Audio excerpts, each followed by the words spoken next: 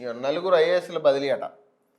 రాష్ట్రంలోని నలుగురు ఐఏఎస్ అధికారులు బదిలీ చేస్తూ ఇద్దరు అధికారులకు అదనపు బాధ్యతలు అప్పగిస్తూ రాష్ట్ర ప్రభుత్వం నిర్ణయం తీసుకుంది.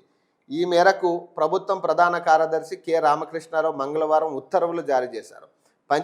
పంచాయతీరాజ్ గ్రామీణ అభివృద్ధి శాఖ డైరెక్టర్గా ఉన్న జి సృజనను బదిలీ చేసి జిహెచ్ఎంసీ అదనపు కమిషనర్గా నియమించింది. కుకట్పల్లి, శేర్లింగపల్లి, కుత్బులాపూర్ జోన్ల బాధ్యతలను ఆమె పర్యవేక్షించనున్నారు.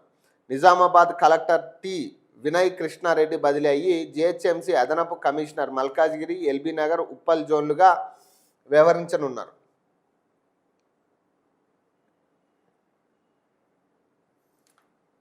నల్గొండ కలెక్టర్గా ఉన్న ఇలా త్రిపాఠిని నిజామాబాద్ కలెక్టర్గా ప్రభుత్వం బదిలీ చేసింది. సంగారెడ్డి అదనపు కలెక్టర్ బడుగు చంద్రశేఖర్ను పదోన్నతిపై నల్గొండ కలెక్టర్గా కొనసాగుతారని వెల్లడించింది. మహిళా శిశు సంక్షేమ శాఖ డైరెక్టర్గా పనిచేస్తున్న శృతి పంచాయతీరాజ్ గ్రామీణాభివృద్ధి శాఖ డైరెక్టర్గా అదనపు బాధ్యతలు ఇచ్చింది.